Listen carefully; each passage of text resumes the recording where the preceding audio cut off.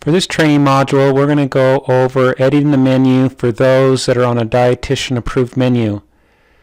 We're going to go ahead and click on Edit Menu in the upper left-hand corner. And what this will do is open up our menu for the week and give us the ability to edit and change the menu. Sunday is on the left side of the screen and Saturday's on the right with breakfast, lunch, and dinner. There are categories. There's entrees, breakfast sides, fruits, vegetables, breads, and so on and so forth. To the right of every recipe, there is a down arrow. And this is where you can select something different. So if we go to Tuesday, go to the first entree, and click on the down arrow to the right of the smothered pork chop, that recipe is going to pop open and we can look at it. And we can decide just to keep it. And this is the default choice from the dietitian. Below the smothered pork chops, there are nutritionally equivalent alternatives to consider. And you can hover over each one of these choices. The recipes will pop open, and you can select something different. So let's say we want to do this beef strips. I click on it, and it puts it in that spot. On the second entree, this is going to look a little bit different. When I do the pull down, again, there's going to be those choices. But you'll notice that now you can say no option. So you can say I don't want a second entree. Or above that, there's a search bar. And you can search the database for something different. For example, we could type the word fish, and it'll search the database and pull up all the recipes that have the name fish in its title. Again, I can hover over each one of these, look at the recipe, and then click on my other choice. There's a scroll bar here, because there's lots of different fish recipes.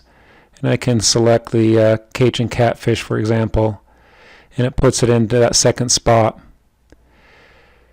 So when you did the entree, for example, when we did the first entree, it made us pick one of the 5 choices because we can tell this is on a dietitian approved menu because we must select one of those to make sure that our week is in balance. There's no search bar, nor can you say no option. But the second entree is not being controlled by the dietitian. You can pick whatever you want if you don't want an entree, or again, search the database for whatever you want. As you click on these different categories, sometimes you're going to see a search bar and sometimes you're not. So for example, in the starch, you have these choices to pick, or you can say no option, but you cannot search the database.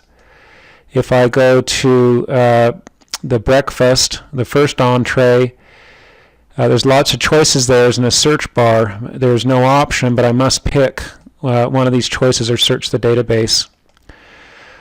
Now, if you ever get in a situation where this first choice is not working for you, so if I'm looking at the entree, there's 5 choices there, and it's just not working for you, you can send a note to the dietitian. At the bottom of the screen, it says comments, suggestions, questions. And you can send a note to the dietitian and say, hey, I'm working on Tuesday, April the 18th. I'm doing the first entree, and none of those choices are working for me. Could you please try such and such? And tell the dietitian specifically what you want. And then they'll look at that, make sure it's okay, and they'll keep things in balance, and they will put it in that spot. As you look at the screen, there's different number of entrees. Like for breakfast, there's 2. For the breakfast side, there's 2 choices. 1 starter for lunch, 2 entrees, 2 vegetables. If you want one of everything, we can just remove those second choices. If you want 3 entrees, we can do that. The templates are flexible, so you just need to let us know what would work best for you that way.